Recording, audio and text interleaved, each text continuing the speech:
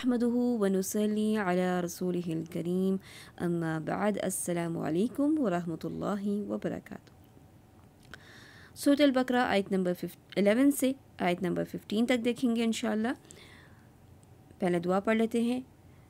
اعوذ باللہ من الشیطان الرجیم، بسم اللہ الرحمن الرحیم، رب اشرح لی صدری ویسر لی امری واحلل عقدۃ من لسانی یفقہوا قولی، اللہم انفعنا بما علمتنا وعلمنا ما ينفعنا وزدنا علما، آمین یا رب العالمین۔ جی پیاری بہنوں، آیت نمبر 11 دیکھتے ہیں۔ آیت نمبر 11 میں اللہ سبحانہ و تعالیٰ فرماتے ہیں وَإِذَا قِيلَ لَهُمْ، اور جب ان سے کہا جاتا ہے۔ کن کی بات ہو رہی ہے؟ منافقین کی، یعنی جب منافقین سے کہا جاتا ہے، کیا کہا جاتا ہے؟ لا تفسدوا فی الارض، کیا کہا جاتا ہے؟ لا تفسدوا فی الارض، نہیں تم فساد کرو زمین میں۔ اس کے بعد منافقین کا کیا جواب ہوتا ہے؟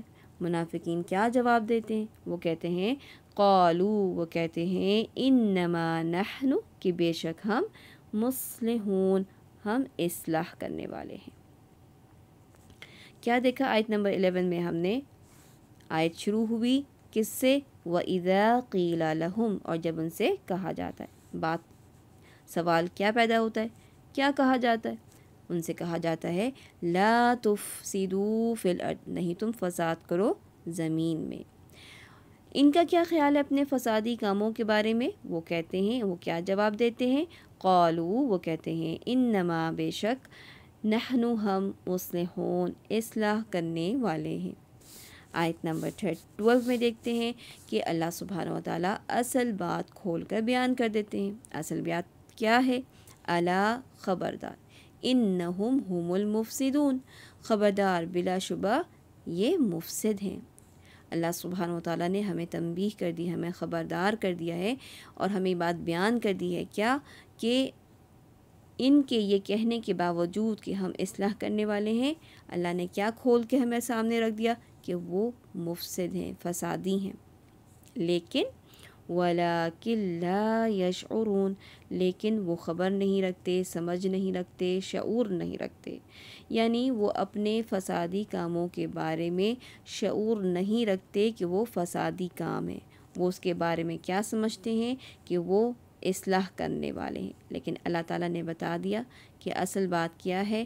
کہ وہ شعور نہیں رکھتے، وہ اس کا احساس نہیں رکھتے، سمجھ نہیں رکھتے کہ وہ ان کی جو حرکتیں ہیں، ان کی جو کام ہے، وہ زمین میں فساد کرنے والی ہیں۔ آیت نمبر 13 دیکھتے ہیں۔ آیت نمبر 13 کا آغاز بھی آیت نمبر 11 کی طرح ہو رہا ہے۔ اللہ سبحانہ و تعالیٰ فرما رہے ہیں وَإِذَا قِيلَ لَهُمْ، اور جب ان سے کہا جاتا ہے۔ کیا کہا جاتا ہے؟ آمِنُوا كَمَا آمَنَ النَّاسِ، کہ ایمان لاؤ جیسے کہ ایمان لائے صحابہ یا لوگ، انسان۔ اس زمانے میں کون لوگ تھے ایمان لانے والے؟ صحابہ کرام رضی اللہ عنہم تھے۔ تو یہاں پر ناس سے کیا مراد ہے؟ کہ ایمان کیسے لاؤ؟ جیسے کہ صحابہ ایمان لائے۔ اور اصل بات کیا ہے؟ کہ ایمان قبول ہی تب ہوگا جب ہم سب کیسے ایمان لائیں؟ جیسے کہ ایمان لائے صحابہ کرام رضی اللہ عنہم۔ تو جب ان سے کہا گیا تو منافقین کا جواب کیا تھا؟ وہ کہتے تھے قالو، وہ کہتے ہیں انؤمن، ہم ایمان لائیں، کما، جیسے کہ آمن السفہاء، جیسے کہ ایمان لائے بے وقوف۔ تو یہ ان کا خیال تھا، ان کا گمان تھا۔ کیا گمان تھا؟ کیا خیال تھا؟ صحابہ کرام رضی اللہ عنہم کے بارے میں کہ وہ بے وقوف ہیں۔ کیوں بے وقوف ہیں؟ کیونکہ انہوں نے دنیاوی زندگی کو چھوڑ کر اخروی زندگی کو پسند کیا ہے۔ اللہ سبحانہ و تعالیٰ آیت نمبر 13 میں ہی اصل بات ہمیں بتا دے رہے ہیں۔ کیا؟ کہ الا انہم ہم السفہاء، خبردار، بے شک وہی بے وقوف ہیں۔ کون بے وقوف ہے؟ کون بے وقوف ہے؟ منافقین بے وقوف ہیں۔ اصل بات کیا ہے؟ کہ منافقین خود بے وقوف ہیں۔ وَلَكِنْ لَا يَعْلَمُونَ، لیکن وہ علم نہیں رکھتے۔ تو اصل میں ان کا، یعنی منافقین کا، صحابہ کرام رضی اللہ عنہم کو بے وقوف کہنے کی وجہ کیا تھی؟ کہ وہ علم نہیں رکھتے. وہ علم نہیں رکھتے کہ کیوں صحابہ نے دنیاوی زندگی کے بجائے اخروی زندگی کو پسند کیا، وہ کیوں ایمان لے کر آئے. اس کا علم جو ہے وہ ان بے وقوفوں کو یعنی منافقین کو نہیں. آیت نمبر 14 دیکھتے ہیں. آیت نمبر 14 کا آغاز کہاں سے ہوتا ہے؟ وَإِذَا لَقُوا الَّذِينَ آمَنُوا. ٹھیک ہے، یہاں پہ وَإِذَا کے بعد قیلا نہیں آیا بلکہ لقو آیا. لقو کس کو کہتے ہیں؟ ملاقات کو. جیسے اردو میں ہم ملاقات بولتے ہیں تو یہاں پر لقو کا لفظ استعمال ہوا ہے. وَإِذَا لَقُوا، اور جب وہ ملتے ہیں کن سے؟ الذین آمنوا، جو ایمان لائے. یعنی اور جب وہ ایمان والوں سے ملتے ہیں کیا کہتے ہیں؟